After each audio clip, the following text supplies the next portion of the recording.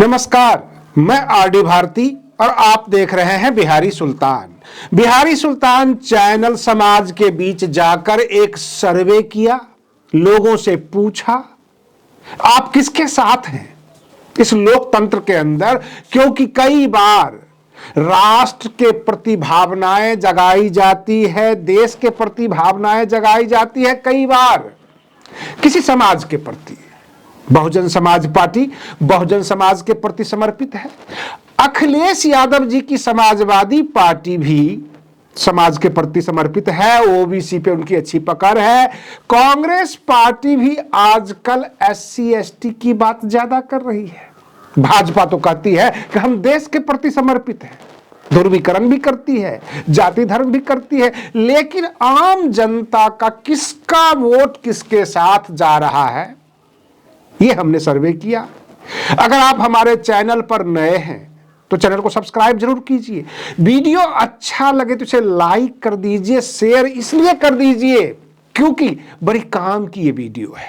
आपको समझना होगा कि बहुजन समाज पार्टी आज इतनी कमजोर क्यों हुई और फिर से दोबारा वापस कैसे आ रही है, कहां तक जाएगी। क्या 2027 में उत्तर प्रदेश की सत्ता बसपा को मिल पाएगी? क्या समाजवादी पार्टी, कांग्रेस पार्टी और बसपा एक साथ आ रही है 2027 में? इन तमाम बातों का हम मंथन करते हैं, लेकिन सबसे पहले मैं आपको बता दूं कि जब हमने जमीन पर उतरकर सर्वे करना शुरू किया, लोगों से पूछना शुरू किया, तो सच्चाई निकलकर सामने आई। बहुजन समाज पार्टी के जो विरोधी राजनीतिक दल हैं, जो विरोधी नेता हैं, वो बहन मायावती जी को दलित नेता ना कहकर जाटव नेता कहते हैं। जाटव समाज का उनके पास वोट है और जो गैर जाटव दलित हैं वहां पर हाथ साफ करने की पूरी कोशिश रहती है भाजपा की, कांग्रेस की भी, बाकी सभी दलों की। मैं आपको बता दूं, अखिलेश यादव जी के समर्थक अगर इस बात को सुन रहे होंगे, समझ रहे होंगे, तो मैं उन्हें बता देना चाहता हूं कि अखिलेश यादव जी को जो चोट पहुंचाई जाती है भाजपा के द्वारा कि वो यादव नेता है और गैर यादव ओबीसी उनसे काटी जाती है, ये कहा जाता है, वो यादवों के लिए समर्पित है। कई बार आपने सुना होगा कि जब अखिलेश यादव जी सत्ता में आएंगे तो यादव थानेदार लगेगा। और जो बिहार का चुनाव हुआ उसमें आरजेडी का भी कमोबेश यही हाल रहा। आरजेडी को आइडेंटिफाइड किया गया, गाने चलाए गए कि आरजेडी की सरकार बनी तो अहिरे रंगदार बनी। ये शायद आरजेडी के जो सर्वे सर्वा है तेजस्वी यादव अथवा लालू प्रसाद यादव जी को समझ में ना आती हो, लेकिन समाज में यही चल रहा है। उन्हें ओबीसी नेता नहीं कहा जाता क्योंकि ओबीसी नेता तो नीतीश कुमार भी हैं बिहार में, और भी लोग हैं, लेकिन आरजेडी को कहा जाता है यादव नेता। ठीक उसी तरह बहन मायावती जी को जाटव नेता कहा जाता है। आप बिहार चुनाव में देख लीजिए, एक भी पासवान वोट बसपा को नहीं जाता, क्योंकि पासवान वोट चिराग पासवान को जाता है।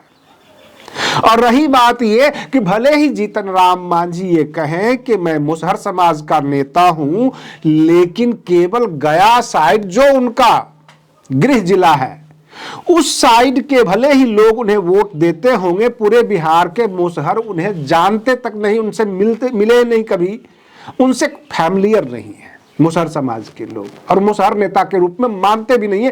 केवल जीतन राम मांझी अपने आप को कहते हैं। अब रही बात उत्तर प्रदेश का, जब सवाल उठा है 2027 का चुनाव जो होगा, तो मैं आपको बता दूं कि बहुजन समाज के लोगों आपको सवर्ण सवर्ण कह के, सवर्णों की राजनीति बता के, सर्वजन हिताय के ऊपर आघात करके आपको सपनों में रखा जाता है। दरअसल बसपा को सवर्ण वोट छिटपुट ही मिलता है, पूरी तरीके से नहीं मिलता, और सवर्ण वोट की संख्या भी कम है और करीब करीब सभी दल में सवर्ण नेता भी हैं, सवर्ण राजनीति भी होती है।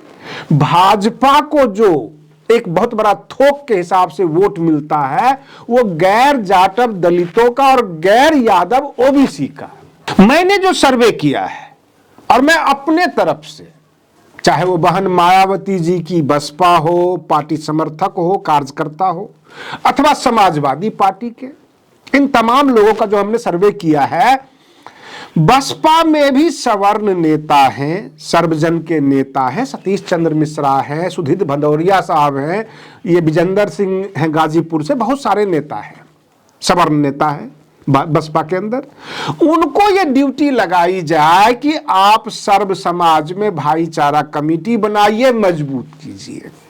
और जो बहुजन समाज के नेता है बसपा के अंदर, उनको ये ड्यूटी लगाई जाए कि जाटव समाज के लिए तो बहन मायावती जी हैं ही, गैर जाटव दलितों पे आपकी कितनी पकड़ है, कौन कौन से समाज के लोग हैं, खटीक, पासी, बाकी और भी जातियां होगी उत्तर प्रदेश में, उन तमाम जातियों से कितने नेता हैं और समाज में कितनी पकड़ है।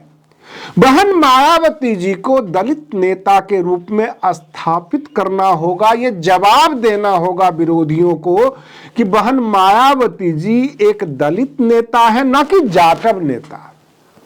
और अखिलेश यादव जी के जो समर्थक हैं उनको चाहिए कि जो गैर यादव ओबीसी है, अति पिछड़ा है, जो पिछड़ा वर्ग है, जो कि यादव नहीं है, उसमें सपा की कितनी पकड़ है।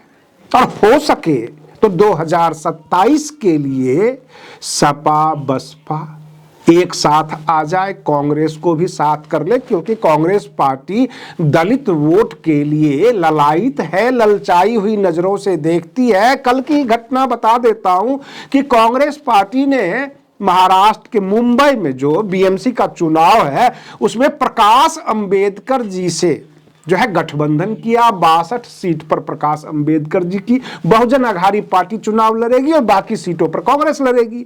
तो कांग्रेस ये चाहती है कि SC ST वर्ग की आइडेंटिफाइड बड़ा दल, बड़ा नेता हमारे साथ जुड़े। तो वो बसपा के साथ भी आएगी, सपा के साथ भी आएगी, उनको जरूरत है। हाँ, बहुजन समाज पार्टी एक राष्ट्रीय पार्टी है और कांग्रेस पार्टी भी एक राष्ट्रीय पार्टी है। हर राज्य में बसपा के भी कैडर हैं और कांग्रेस के भी हैं। तो कांग्रेस अगर ये कहती है कि हमारे दरवाजे खुले हुए हैं, कोई भी आ सकता है, तो बसपा का जितना बड़ा दरवाजा है, जितना बड़ा कांग्रेस का दरवाजा है, उतना बड़ा ही दरवाजा बसपा का भी है। तो जवाब मिल जाएगा कि हमारे भी दरवाजे खुले हुए हैं। यानी दरवाजे मत खोलिए, दरवाजे से बाहर निकलिए मैदान में और बसपा के नेताओं को बुलाइए, क्योंकि दोनों दरवाजे बड़े बड़े हैं और दोनों के दरवाजे खुले हुए हैं।